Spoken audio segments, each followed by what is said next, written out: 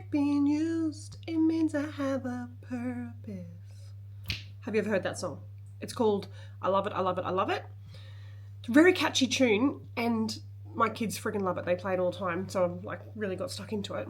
And there's another line in the song that goes, I like it when you mean, I love it when we fight. We don't have to get into what that says about me. And I was like, oh, fuck, that line. It's one of those lines in a song that just like ripples. You're like, fuck, that makes so much sense. Totally a past version of me. Absolutely loved the drama. Loved the victim. Like, loved being the victim. Loved being treated like shit so that then I could be the victim. Anything that would make me the victim, love it. I'd associated myself with that so deeply through my childhood and through the trauma that I'd experienced as a little girl that became who I was. And that's the only way that I knew myself, was in that victim role. So, leads me to what I want to teach you about today, which is, there's a really fucking phenomenal book that's called Existential Kink. It's by Caroline Elliott. I read it years ago. I think it came out in 2020. I think I read it in like 2023 maybe. And had big, profound breakthrough moments for me when I read that book originally. And there was also a lot that I was very aware went straight over my head. So my development journey at that time, I wasn't ready for all of it. So have started rereading it again this week. Different version of me coming through, new things to uncover 2 or 3 years later. Yeah, getting so much more out of it because I've just expanded my capacity and I'm now able to hold the concepts in there a little bit deeper, which is really great.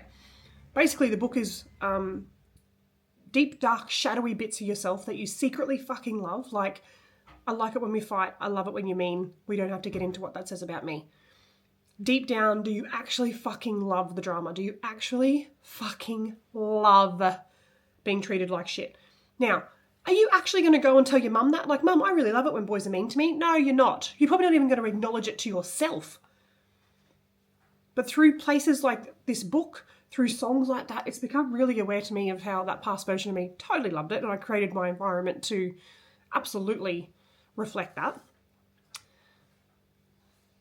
And what you get to do differently now. So in the book, Existential Kink, it talks about how, what if you were to actually accept that part of you, really revel in it and play in it, like as in, I fucking love being the victim. And instead of disowning that or banishing it or making it bad, what if you actually just grabbed it with both hands and went, yep, I'm having that, that's me, I love it. Not forever. The intention behind that is to actually do a little bit of a circuit breaker in your mind, or a little bit of a slam the door moment, recircuit the brain and go, oh shit, okay, this is not something that we push away anymore. It just completely, it breaks the cycle that you're in of that victim loving mindset. And then your brain goes, oh, okay, this is weird. And you end up doing something very different. So I've actually practiced that this week, which is really interesting, in an area of my life where like stepping away from the women's space has freed me up a lot in my time, in my day. And my kids have definitely jumped on the bandwagon of like, okay, mum's more available, mum's more present. What can mum do for me?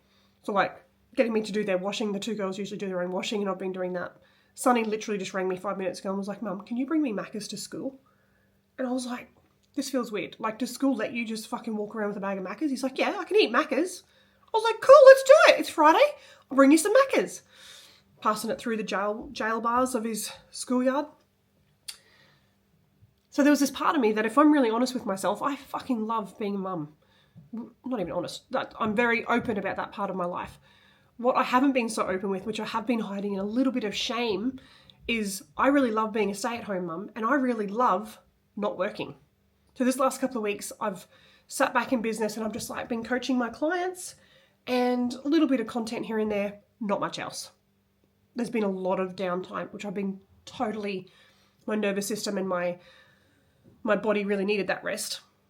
But there's been this part of me that's like, come on, Shauna, get back up. You got to keep going. Fucking run. Success, drive, push, go.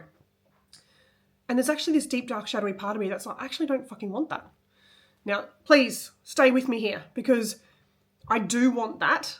There was just a small part of me that I was rejecting that actually also really loved being a mum and being totally present with them, washing all the clothes, like doing a load of washing every day, washing, folding, putting away, all in the same day. Instead of there being Mount Whitley of clothes where the kids are like, where's my school uniform? Where's my work uniform? And I'm like, I don't know, in the basket somewhere. I washed it. That's about as much as I can do.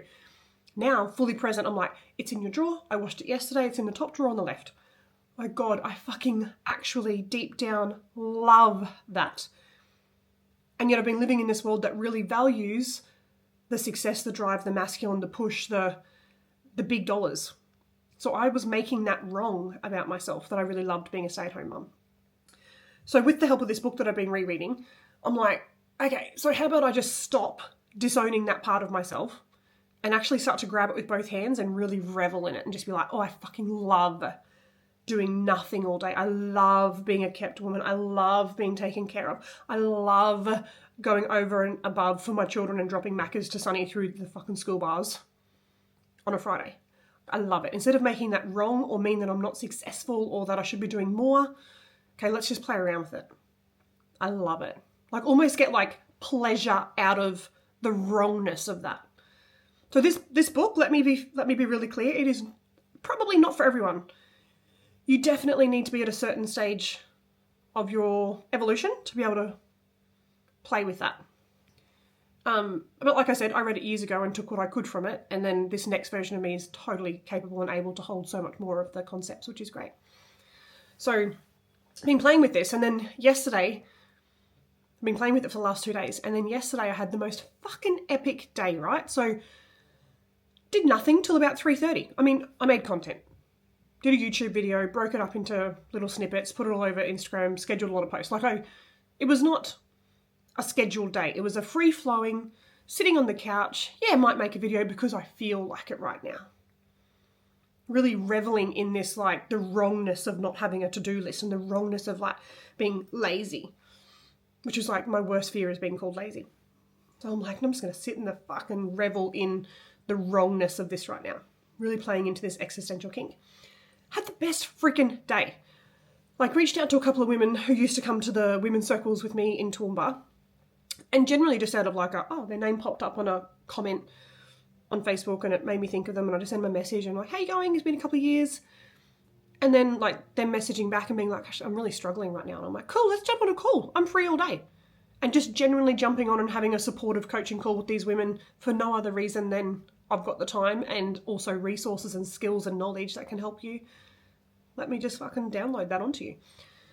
Had these amazing calls, signed a new client yesterday, went for a walk along the beach with a client that I've got that's up from Sydney, just had the most amazing like sunset on the beach with her, came home, did a money mindset session with a friend of mine, ran her through that, and then at like 9 o'clock, still having an amazing day, usually in bed by now, and Dan's like, can I take you on a date? We're going to go get ice cream. And I was like, this life that for the last only 48 hours I have grabbed with both hands and gone, instead of making it wrong, I'm going to fucking revel in it. I'm going to feel the absolute fucking joy and pleasure and bliss instead of the wrongness and the this isn't right, I need to be doing something. I should be doing something else.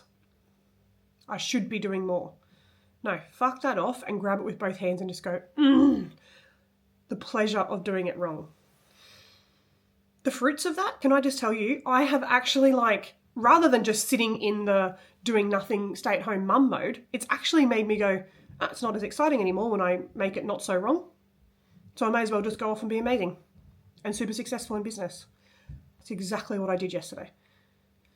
So grabbing it with both hands and really reveling in it doesn't mean that you actually get to sit in it. It means that you're actually just doing like a circuit breaker in your unconscious mind of like, all right, it's not so wrong now. Maybe I don't want it anyway.